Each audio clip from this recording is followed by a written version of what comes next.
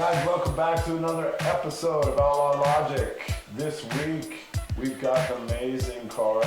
It's a unique card to us at Factory X. We've got Chris Gutierrez versus Song Yadong in the main event, and Anthony Smith fighting for Will Roundtree. You gotta remember, both Chris and Anthony are come from Factory X here, and we're really excited to go headline a card, co-main event a card. We can't wait for you guys to see this breakdown this week. We're excited to bring you some backstory on why we call Chris Gutierrez Gutierrez. So guys, without further ado, let's get into this. 'Cause everyone's an outlaw until it's time to do outlaw shit.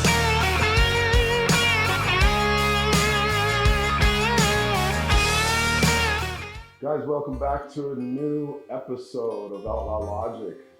My typical breakdown would be fighters that aren't my own. I feel like what we'd like to do this week is go around the gym and ask some of the teammates for their quick snippets of how they think Anthony and Chris can win these fights this weekend.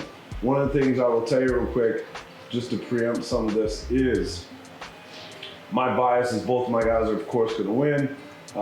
We've got two incredible opportunities. You got Anthony Smith coming on a 10-day notice, fighting Khalil Roundtree. You guys got to remember, this card originally was supposed to be in Shanghai, China. That location got canceled and got moved to Las Vegas, back at the Apex. So we've got that going on. Chris Gutierrez was a short notice fill-in as well. Getting this opportunity about 4 or 5 weeks ago to fight Song Yadong. So both of our guys coming in with well-traveled paths and earned opportunity to go fight in the main event, co-main event. Really cool for me as a coach to see both guys in that position. Really cool to see them with their face on the poster together with the big pictures, both of my guys. So just really proud of those two guys. One side note, when the team goes and talks about Chris Gutierrez, one of the things you're gonna hear them say potentially is call Chris Gutierrez. Now, why do we call Chris Gutierrez? Well, here's the side story. Yusuf Zalal, who is another amazing talent here, when he was younger and Chris was brand new training here, Yusuf was still a teenager. Obviously, Yusuf comes originally from Morocco. English is not Yusuf's first language, so we're gonna give him some of that and give him a little bit of reprieve there. However, we're training on the mat. Chris Gutierrez is brand new on the mat training with us. Yusuf Zalal comes over to me, says, "Coach, what's that kid's name in the blue shirt?" And there was a bunch of kids actually that day with blue shirts on. I'm like, "Which kid are you talking about, Yusuf?" And he says to me, "The kid over there in the blue shirt." I go, "Do you know his name? Like, which kid?" Because there's multiple kids standing there and training with blue shirts on. He says, "You know that the guy Gutierrez." And I said, "Who?" And he goes, "Gutierrez." And I said, "Who in the hell is Gutierrez?" And Yusuf says, "The guy over there," and then he explains more of what he's wearing. And I was like, "Are you talking about Chris Gutierrez?" Now guys, remember, rewind real quick. Chris Gutierrez is not in the UFC yet. He's not fighting inside the top 10 in the world yet. He is making his LFA debut for us actually coming up. Just moved fresh from Texas to Denver. So Chris is not who he is today. So I say to Yusuf, I said, "What the hell did you just call him?" And he says, I said, "His name is Chris Gutierrez." He goes, "That's what I said." He goes, "I said Chris Gutierrez." And I said, "Bro, that's not even close to Gutierrez." "Yes, it is." And he starts arguing with me. If you know anything about Yusuf, you know that's perfectly in his nature, even when he's wrong, to start arguing about his position, which is one of the most hilarious things about Yusuf. And I love it. So I yell at Chris. I say, "Chris, come over here." Chris comes over across the mat. He's like, "What's up, coach?" Looking at me with these big eyes like he might be in trouble. I say, "Chris, from this point forward, moving forward, your new name will be Gutierrez." And he looks at me, he's like, "Why?" I said, "Yusuf, say Chris Gutierrez to Chris." And he goes, Chris Gutierrez. And I said, done. Your name is Gutierrez. So when you guys hear people talk about Chris Gutierrez, AKA Gutierrez, that is the backstory to why we call Chris Gutierrez. How does Chris Gutierrez beat Song Yadong? I think Chris outmaneuvers and outskills him, and either finishes him somewhere in the later rounds, or beats him decision. Guys, remember, our very own Brandon Roybal is fighting for the world title next week. We're super excited. B and I have trained together for over half of his life. He reminded me about that just a couple weeks ago, and we're really excited to go out there. Brandon's going to be the first Factory X kid to bring home a UFC title, so we're looking forward to that. Make sure you continue to tune in. Standing on business, baby. Standing on business. How does Chris Gutierrez win against Song Yadong? I think Chris Gutierrez is extremely talented, especially on the feet. I think his movement is next level. His traps, his setups are next level. And I think he outpaces Yadong, and I think that he either A, catches him on the feet, or B, wins a unanimous decision. Guys, don't forget, Dustin Jacoby is fighting next week on December 16th. Him and Brandon Roybal get an opportunity to finish out our year. So continue to tune in and watch these guys. Thanks, DJ. Thank you, Coach. How does Chris Gutierrez beat Song Yadong? Gutierrez is going to do the opposite of Anthony. He's going to be all finesse, keep the fight at his range, and I think he's going to dominate. Guys, you heard it here first from your winner last weekend and bonus winner, Cody. Congratulations, brother. We're proud of you. Thank you for doing that. Oh, this is easy. Finesse and counters. Finesse and counters. My ninja. Guys, remember, tune in and watch Markel. I just touched him and his shit's buzzing. Man. I was like, what the hell? I must be on fire. I thought it was a robot. I thought this was a robot, Markel. Come on now. Hey, tune in and make sure you watch him in February make his UFC debut. Yes, sir. My man. Come on now. Appreciate you. Man, but just staying on that outside, beating the hell out of him with those kicks, because we all know Chris got those dangerous legs, and staying away, avoiding that dude's power. Mr. Hernandez, what do you think? I concur. I'd say slip and leg rip. Perfect. Easy money. I think Gutierrez beats him the same way that he's beaten everyone, is just being light on his feet, picking his shots, and then just being a better martial artist. Guys, tune in early next year. I would say early first quarter. You'll see Josh make his return back to the octagon. We appreciate you, brother. Thank you. Thank you. I think Chris gets it done in a decision. Decision? I think decision. All right, my man. Hey, guys.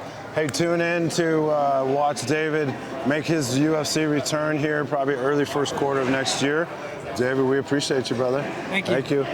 For songs, I've been going with Chris a lot. I think that if he keeps range management and stays out of the close range, I think he'll win the fight. I think he's a lot more sharp than Song. Let's go, baby. Hey, guys, make sure to tune in. Watch Isaac. He'll be making his entrance in that octagon this next year, first quarter. Appreciate you, brother. Thank you. Song's kind of like a little bit better version than of the guy Chris just beat. Song's flat-footed a little bit, kind of telegraphs his punches, so I think Chris is going to dance around him, beat him up with the calf kicks, and I think he'll find something in round 2, like KO. My man. Hey, guys, continue to tune in. Watch Colin continue to wreck shop. Colin, we appreciate you, brother. Yeah, thanks, Coach. Appreciate you. I think Chris Gutierrez outpoints Song Yadong. I think Song Yadong is going to be heavy boxing, and Chris is going to just take his legs away like he does everybody else. Hey, guys, tune in January. Jacoby's going to go defend that LFA belt, and he's going to make his UFC debut after that. Jacoby, we appreciate you, brother. Thank you. Chris Gutierrez overwhelms Song Yadong with low kicks and catches him on a lunging strike in round 3. Lunging strike round 3? I think so. Yeah. Bro, I thought you were ready to spar. I am ready to What was spar. that reaction just now? I've been working on some new energy, just trying to come with new energy. My I man. don't want to be the first one to strike, but if you have to strike at me, I'm okay, my man. Okay, I am here with Mr. Brandon Roybal. Hey guys, remember Brandon is going to fight for the world title next week in Vegas, 12-16. Brandon's ranked number 2 right now. Super proud of Brandon. We're super excited for next week. But we're gonna put B on the spot real quick. B, In 2 sentences or less, a statement or a few words, how does Anthony Smith beat Khalil Roundtree? By knockout. Okay, beautiful. By knockout. How does Anthony Smith win this fight against Khalil Roundtree? I think Anthony gets his hands on him quickly, gets him to the ground, and puts him away via submission. Okay, guys, I'm here with Mr. Cody Brundage, UFC middleweight. I'm definitely bigger than Cody. No way. But Not he true. debates this, but this is pretty easy argument for Magic me. trick. Where'd Coach go? We don't know. I got superior footwork. All right, Cody. Couple words, 2 sentences or less. How does Anthony Smith beat Khalil Roundtree? Anthony's got to make it dirty, get him in the clinch, get him in the ground, find his sub. Markel, 2 sentences or less. How does Anthony Smith win versus Khalil Roundtree? 2 sentences or less. I'm gonna not do sentences, I'm gonna do words. Okay. Pressure, pace, submission. Okay, you heard it. 2 sentences or less. Or you could go words even if you want. You could go statement words, however you want to do it. I say draw, left, right. Draw left, right. Mr. Pichel, you could use a statement, you could use words, you can use 2 sentences or less. How does Anthony Smith beat Khalil Roundtree? I'm gonna say he beats it with his toughness, his fight IQ, and by taking him down and beating the hell out of him. Okay, there we go. Any way he wants. Any way he wants, there we go. I think Anthony Smith gets it done in the mid-third round by TKO. TKO, okay, I love it.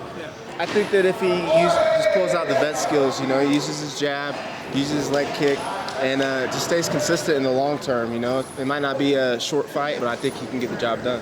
I think he's going to take him down and just maul him on the ground, find a sub, and honestly, I feel like he could find a sub in round 1, so. You heard it here first. He just becomes a dog and go after Khalil, because Khalil's going to bring that same energy, so he just has to match that. Dog him up, woof, woof, woof, dog him up.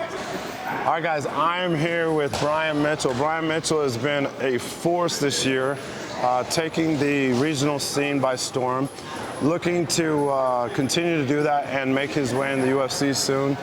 Brian, in a statement, couple words or 2 sentences or less, how does Anthony Smith beat Khalil Roundtree? I think Anthony Smith beats Khalil Roundtree with viciousness. I'd say TKO round 2. Okay, TKO round 2. All right, guys, thank you for tuning in to another episode of Outlaw Logic. Guys, continue to like, share, and subscribe. We appreciate everything you're doing. Remember, at 150 subscribers, we're going to give away a signed Venom article from one of the fights here in December. We appreciate you guys. Love you. Have a good one.